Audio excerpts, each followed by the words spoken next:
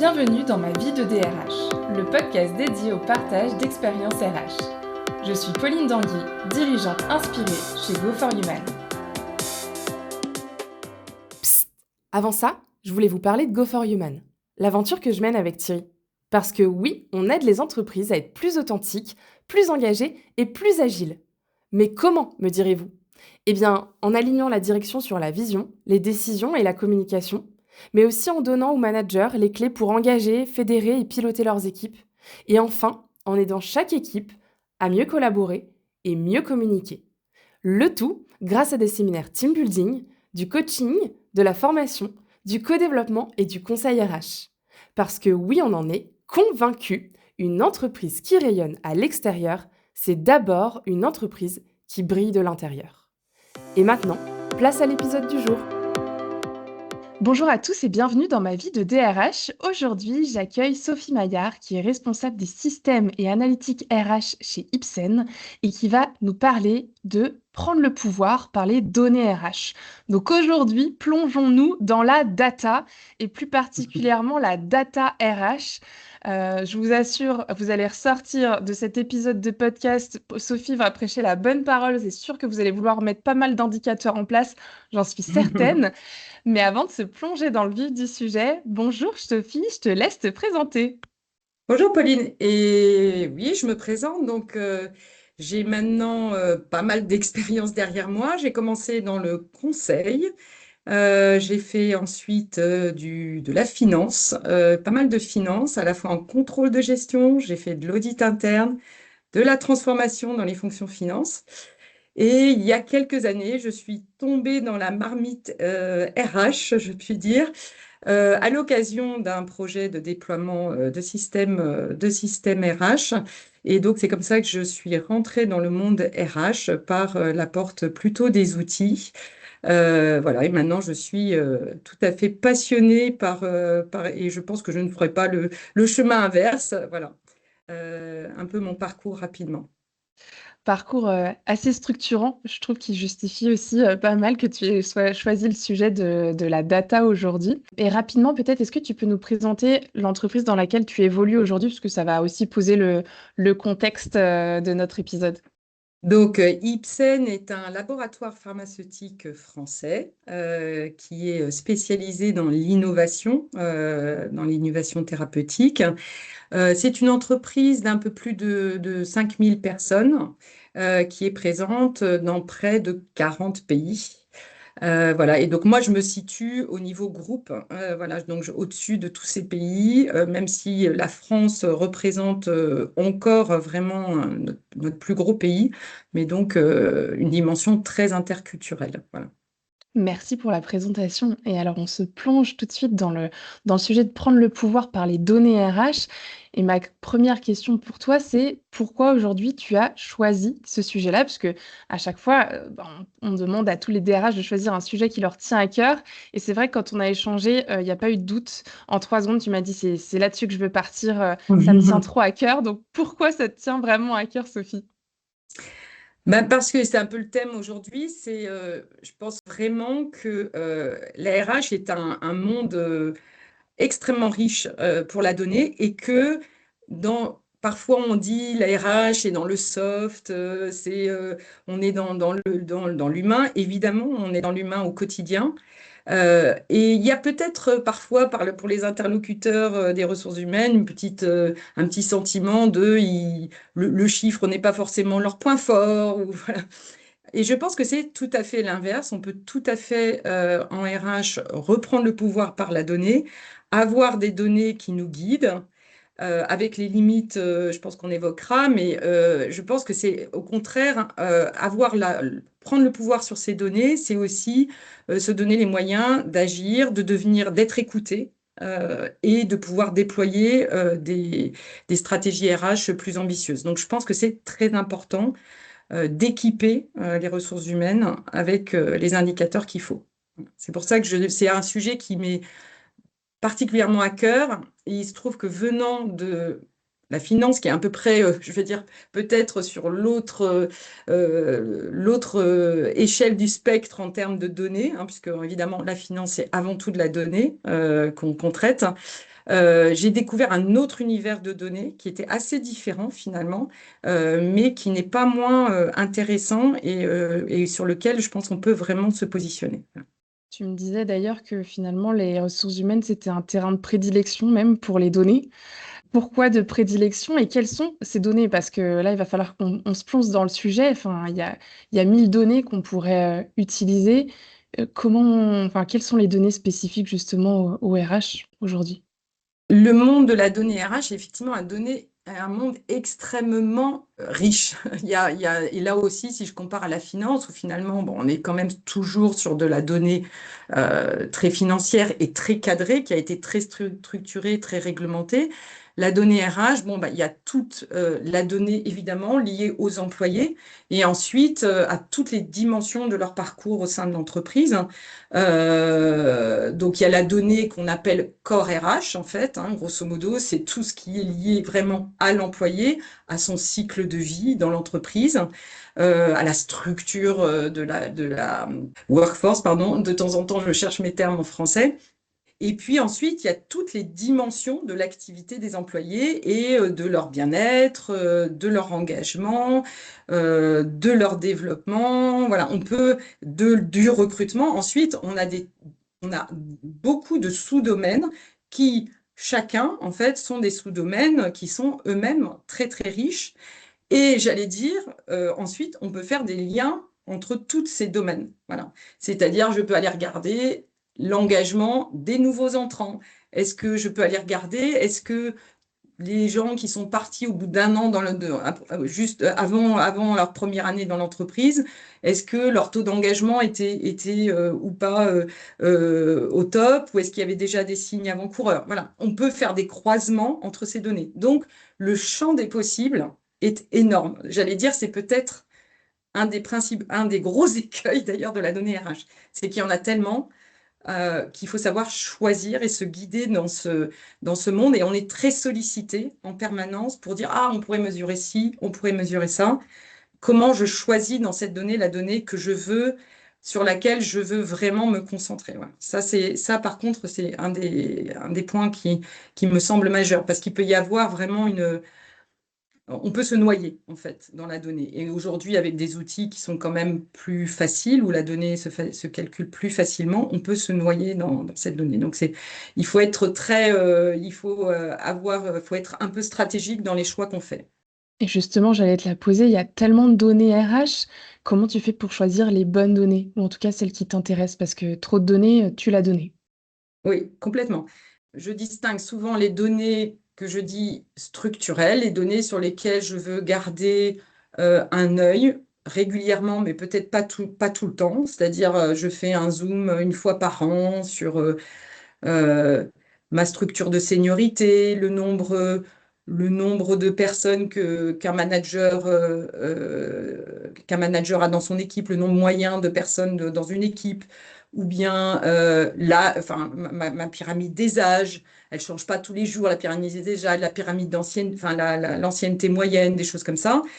Je pense que ça, ce sont des indicateurs qu'on regarde comme ça une fois par an, si on n'a pas un objectif spécifique, hein, bien entendu. Et ensuite, il y a les indicateurs, et là, ben, on vient à la dimension stratégique.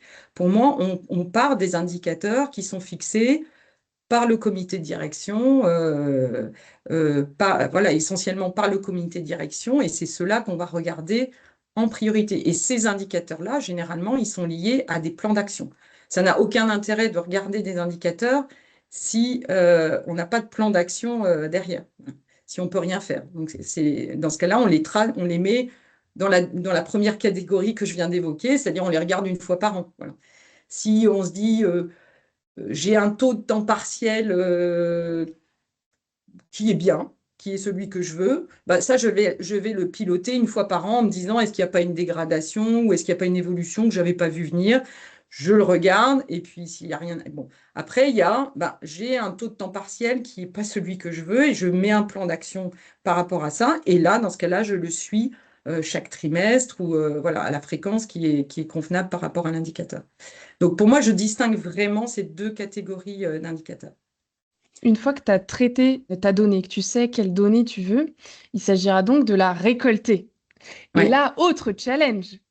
Je pense à tous ces DRH qui n'ont pas d'outils spécifiques pour récupérer la donnée et qui travaillent sur Excel. Et là, je me dis tout de suite, ouh là là, le temps à passer, à compter, à essayer de collecter de la donnée. Comment on fait pour collecter la donnée selon toi, Sophie? Et comment vous faites? Alors, nous, je pense qu'on est très chanceux, hein. On a comme maintenant quand même pas mal d'entreprises. On a mis en place un système RH qui est global, en fait. Donc, toutes nos filiales utilisent le même outil. Voilà. Ça a été au début un peu une bataille parce que on venait d'un univers où parfois certaines filiales, par exemple, avaient utilisé en premier leur outil de paye ou ils avaient leur propre outil ou voilà. Et donc on a été extrêmement et là on a vraiment poussé la discipline très fort pour dire on veut que vous utilisiez le système global en premier et que la donnée soit juste dans ces outils. Et là, bah, c'est un chemin. C'est un chemin de toute façon parce que pour mettre en qualité la donnée, en fait, c'est un cercle, il faut la regarder, il faut poser des questions. Et quand on commence à poser des questions, bah, les gens se mettent en chemin. Et donc, il faut avoir beaucoup de sponsorship qui viennent d'en haut, beaucoup de discipline pour dire on refuse de regarder on ne regarde la donnée que qui vient de cet outil et pas vous nous calculez les choses différemment ailleurs. Voilà, donc il faut beaucoup de discipline et ça, je pense que ça prend un peu de temps. Voilà, ça prend un peu de temps, ce qu'on appelle la mise en qualité de la donnée. Et plus on utilise de la donnée, en fait, c'est là que la donnée devient bonne. Voilà. Donc il faut se dire, plus on peut lier beaucoup d'outils à cette donnée-là, plus on va dire bah, localement, hein, puisque nous, on est quand même tributaires de ce que font nos DRH localement, plus eux, ils vont avoir un intérêt. Si aussi on lit, toutes les augmentations passent par le système global et que ben, si les données salariales ne sont pas à jour, les augmentations ne partiront pas des bonnes données, ben, tout le monde va commencer à faire attention. Ou bien si on pose des questions, en disant pourquoi vous avez telle ou telle donnée. Si quand le DRH va dans un pays, il rend une visite à un pays et il dit ben moi je veux vos données, je veux pas qu'elles soient présentées de votre façon, mais on va utiliser notre calcul. Ben, les choses petit à petit vont se mettre en place. Mais c'est pas quelque chose, je pense, qui se fait et toutes les entreprises ont leur propre parcours. Mais c'est un investissement à faire qui est extrêmement important. Mais du coup, je comprends effectivement ce que tu dis. Si tu veux que tout le monde utilise les données, ben pour ça, il faut la faire vivre et donc poser des questions, l'utiliser, la présenter et donc en faire une habitude en fait. Et ça Mon devient habitude, voilà, une exactement. habitude et une culture d'entreprise à la fin, avec le temps. Mais le temps a Voilà. un gros rôle à jouer là-dedans. Le temps. On a fait aussi un énorme effort sur, alors c'est pas très sexy quand je parle de ça, mais c'est d'écrire des définitions, voilà, de documenter, d'écrire des définitions extrêmement précises de comment on calcule tel indicateur, comment on fait ci, on fait ça. Et ça, c'est pareil, un effort de plusieurs années et il faut sans arrêt continuer à enrichir cette information. Est-ce que je calcule comment est-ce que je calcule mon absentéisme? Comment je calcule, voilà, parce que est-ce que je retraite les personnes qui sont en longue durée? Est-ce que, voilà, ça fait des impacts sur les indicateurs qui sont énormes, hein. Est-ce que mon turnover et mon taux de départ, je le calcule depuis le début de l'année ou je le calcule sur 12 mois? Tout ça, il faut l'écrire, le partager, que ce soit disponible et encore une fois, qu'on demande petit à petit. Parce que ce qui se passe, c'est généralement quand on vient au début, tout le monde a développé, comme tu disais, son petit fichier Excel, son petit dashboard. Donc, il est très, très, très fier. Il n'a pas du tout envie de changer. Donc, bah, petit à petit, il faut dire, il faut reprendre les gens et leur dire, bah non, c'est pas comme ça qu'on calcule. Et si on veut parler le même langage, il faut qu'on s'aligne. Et pour faire ça, il faut avoir une espèce de Bible, hein, il faut avoir un document que tout le monde puisse partager.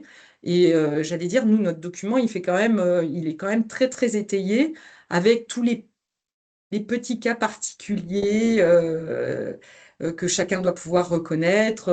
Je ne sais pas comment je traite les alternants, comment je traite, voilà. Alors, ça peut être les alternants en France, mais dans d'autres pays, il y a d'autres cas particuliers parce qu'on découvre toute la richesse, chaque pays. Je prends un exemple, je pense qui est assez intéressant, c'est la Chine. J'ai découvert qu'en fait, en Chine, en gros, avant d'être vraiment salarié, ce qu'on appellerait un CDI en France, en gros, on a 3 fois 3 ans de, de CDD. Voilà. Enfin, nous, là, je parle vraiment le langage français, mais bon, évidemment, c'est très différent en Chine. Mais en gros, ils ont 3 fois 3 ans. Et dans nos systèmes, ils avaient rentré les gens comme si c'était des CDD. Voilà. Quand on regardait, nous, le taux de CDD, évidemment, la Chine représentant quand même un certain. Donc, à un moment donné, on a beaucoup discuté avec eux et on leur a dit, au final, entre vous, ce que vous appelez un CDD et aux États-Unis, on appelle ça un CDI, mais en réalité, aux États-Unis, c'est l'inverse. Vous pouvez quand même partir d'une entreprise, comme on sait, très rapidement.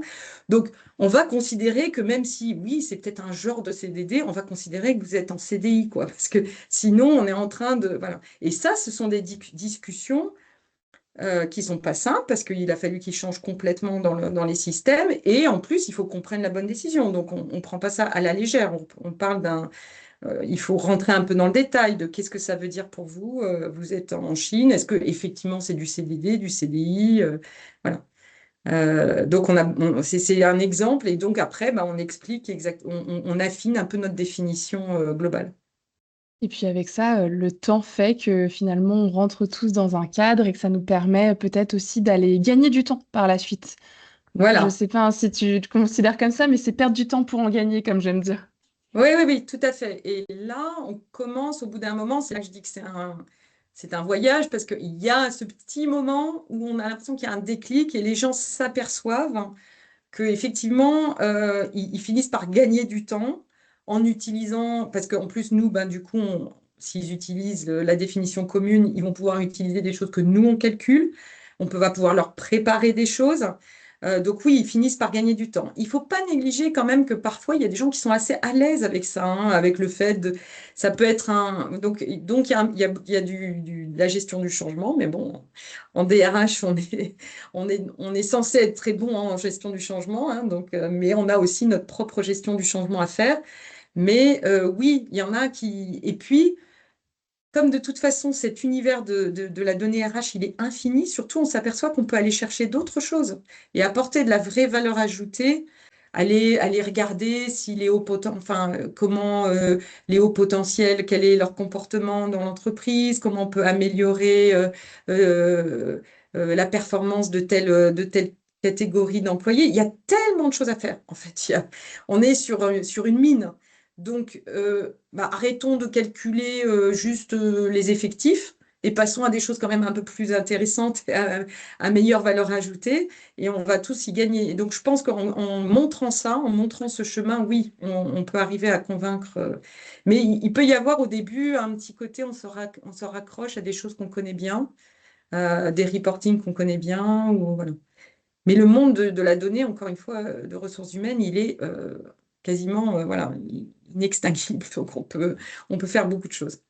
Et justement, je reprends le titre de l'épisode que tu as choisi de prendre, qui est Prendre le pouvoir par la donnée. Quel pouvoir, en fait, la data, ça peut donner?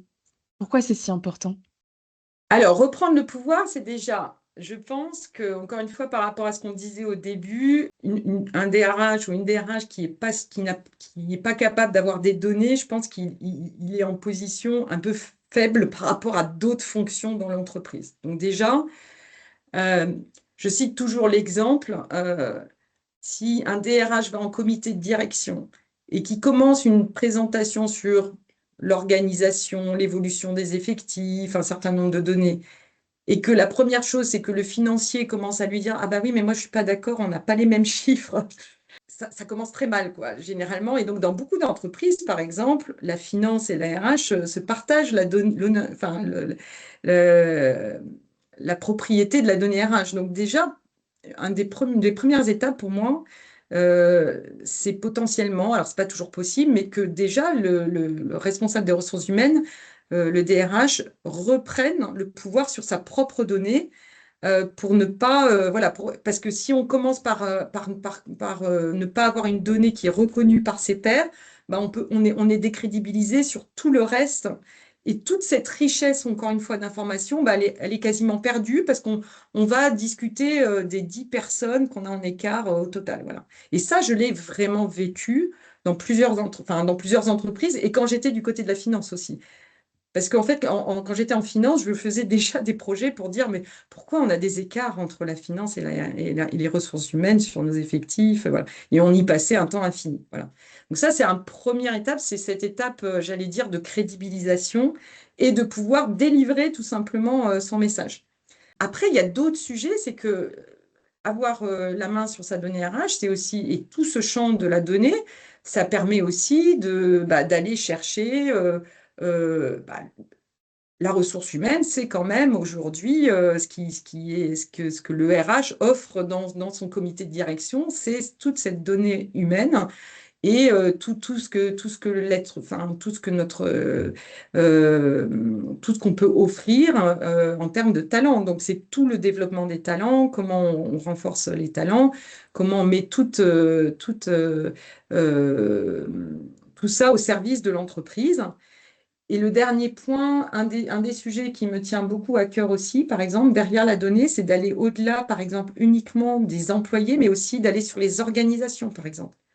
La donnée RH, c'est à la fois des employés, et un DRH, il est non seulement sur les employés, ils arrivent, ils partent, ce sont des talents, on les développe, mais il y a aussi une responsabilité sur la gestion des organisations. Et là, on passe aussi à un niveau beaucoup plus stratégique et on peut difficilement, je pense, passer à cette étape de gestion des organisations si tout le reste n'est pas à peu près au point, quoi.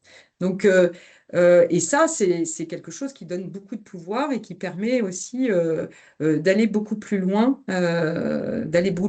pour toute la fonction RH, qui l'amène vraiment beaucoup plus loin qu'une fonction qui gère, voilà, qui gère un flux quelque part d'employés, quoi. Ça cadre, ça rassure, ça montre qu'on est sous contrôle et puis, comme tu le dis, ça permet aussi d'arrêter de montrer qu'on n'est que sur du soft. Parce que Mm, souvent, on a l'impression que les RH travaillent sur du soft, mais finalement, derrière, il y a des données palpables qu'on mm. peut effectivement traduire en données. Et avec qui on partage toutes ces données, Sophie? Bah, toutes ces données, on les partage avec les responsables de l'entreprise, hein, en partant du plus haut niveau. Alors aujourd'hui, le sujet ressources humaines est quand même, je pense, alors moi je ne suis pas en ressources humaines depuis si longtemps que ça, hein, mais je pense qu'il est remonté vraiment aussi d'un cran dans les conseils d'administration, grâce aussi à toute la partie RSE, hein, qui a quand même été extrêmement développée dans ces dernières années dont la donnée employée est un des piliers majeurs. Donc ça, c'est quand même des sujets qui, du coup, sont remontés d'un cran dans les comités de direction, avec maintenant aussi beaucoup de données ressources humaines qui peuvent éventuellement même être dans les objectifs de long terme des leaders de l'entreprise. Donc, c'est quand même très important. Et puis ensuite, du coup, en cascade, au comité de direction, évidemment, où c'est un sujet qui doit être à l'agenda très régulièrement.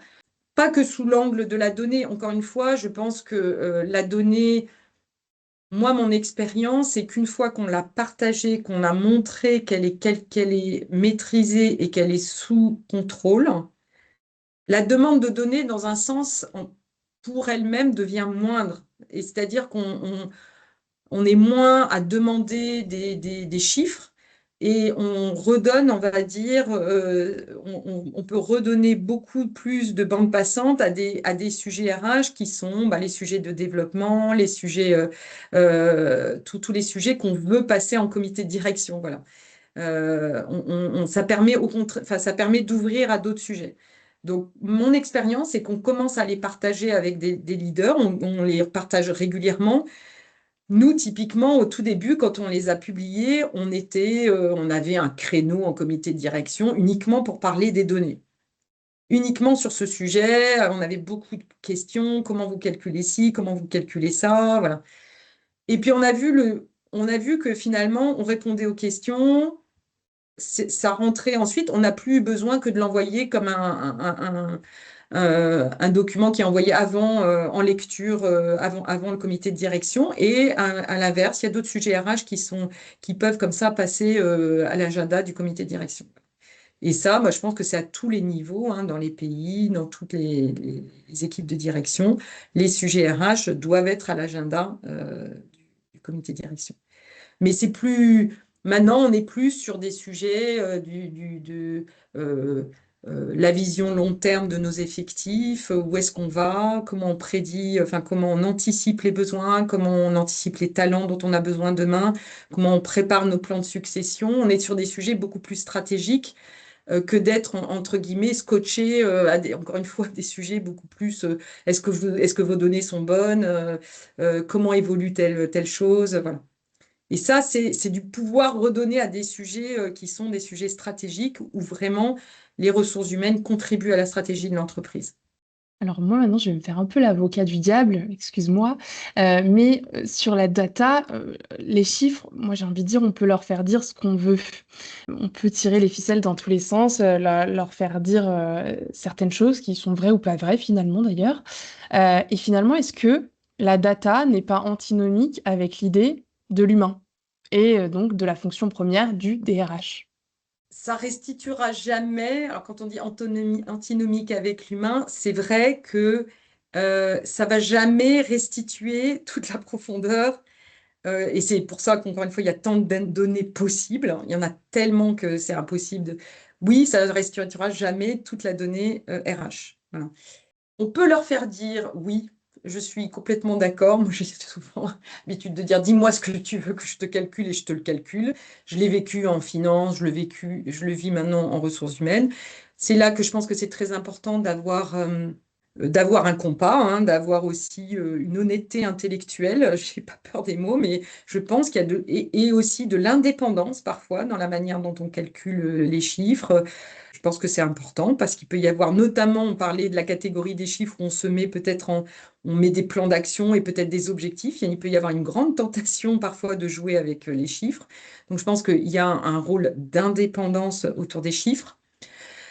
Dire qu'on peut tout leur faire dire, une fois on s'est mis vraiment et qu'on est dans une approche très transparente et qui n'est pas, voilà, et ce que je veux vraiment, ce que je vis au quotidien, il y a des indicateurs qui sont simples, il y a des indicateurs qui sont beaucoup plus complexes et qu'il faut apprivoiser.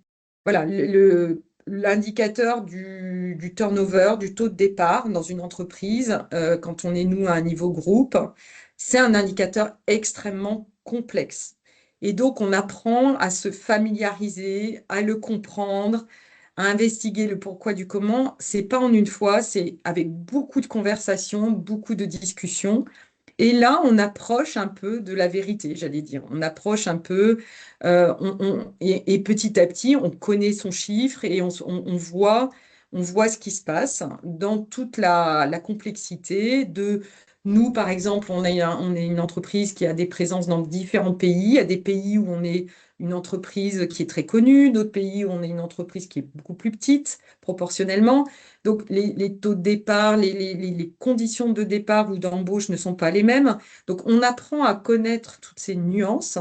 On apprend à connaître les périodes. Il y a des périodes, où on sait, on a vécu des périodes là où il y a eu les gens ont beaucoup changé d'entreprise, des périodes où les gens sont plus frileux. Donc, ces chiffres-là, il faut toujours les analyser avec beaucoup d'honnêteté. Il faut mettre, par exemple, essayer de voir si on a des comparateurs. Donc, la notion de comparateur, elle est très importante. Là aussi, on peut jouer avec des comparateurs si on voulait. On pourrait choisir des comparateurs qui nous arrangent. Donc, il faut essayer de trouver les comparateurs et être toujours à la recherche de nouveaux comparateurs qui sont pertinents pour la taille de l'entreprise. Voilà. Donc, tout ce travail-là, c'est un travail un peu de fourmi qui ne se fait pas en un jour. Beaucoup d'honnêteté intellectuelle, franchement, voilà, et d'esprit critique. Et faire très attention aussi, je trouve, à ne pas mettre, et ça c'est vrai encore une fois de tous les indicateurs, et ça c'est pas du tout qu'en RH, il faut pas mettre trop de pression sur un indicateur. Moi, j'ai toujours été convaincue que si on commence à mettre trop de pression sur un indicateur, on déclenche des comportements, on déclenche des choses, et c'est pas ce qu'on veut faire. Donc ça, il faut toujours, et ça, c'est un message pour des leaders. C'est voilà, si on met trop de pression, ben oui, on pourrait se retrouver dans une situation où on peut calculer ce qu'on veut et voilà.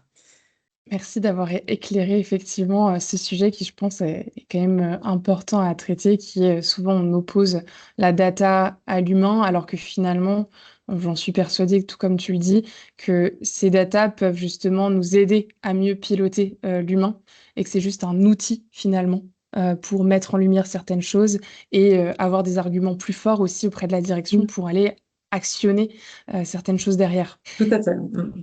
Et par rapport à ça, je vois qu'on en arrive déjà, au terme des 30 minutes, mais j'aimerais te poser la question de pour tous les RH, DRH qui nous écoutent, qui sont peut-être pas encore trop, plongés dans ce sujet de la data, quel serait le ou les conseils que tu aimerais leur apporter, pour qu'eux, à leur tour, puissent se plonger, doucement, et de façon structurée dans, cette data?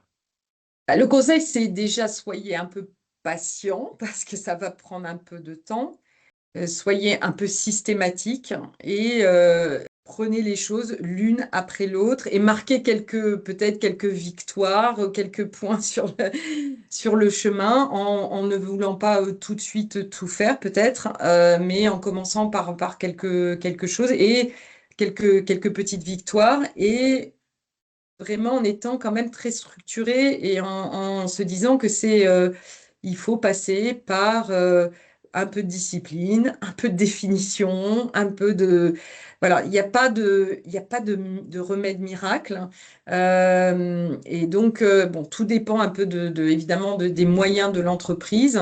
Mais il faut commencer quelque part et il faut y aller pas à pas.